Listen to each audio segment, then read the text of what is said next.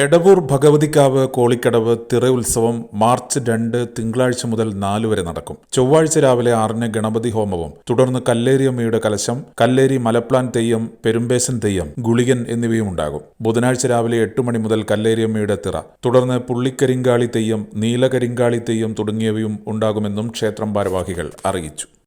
3-ാം തീയതി രാവിലെ ക്ഷേത്രം കാവിലെ പ്രതിഷ്ഠാതന്ത്രി ജയരാമൻ നമ്പൂതിരിപ്പാട്, മുൻ മേൽശാന്തി ജയരാമൻ നമ്പൂതിരിപ്പാടിൻ്റെ നേതൃത്വത്തിൽ കർമ്മം തുടങ്ങി വരികയാണ്. ഇവിടുത്തെ ദേവരാജ കുഞ്ഞാമ്പറമ്പിൽ ഭഗവതിയാൻ കല്ലേരിയമ്മയാണ് എന്നാണ് ആ മാതാവിൻ്റെ പേര്.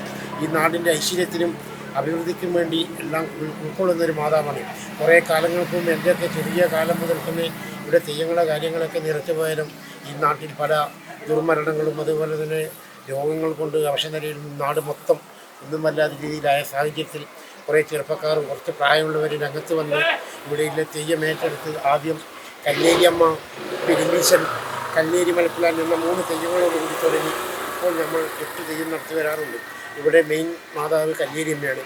കല്ലേരി മലപ്ലാൻ, പെരുമ്പീശൻ, നീലക്കരിങ്കാളി, രുദ്രവാളൻ ഇങ്ങനെ 8 ഗുളികൻ ഇങ്ങനെ 8 തെയ്യങ്ങൾ ഇപ്പം നടത്തി വരാറുണ്ട്.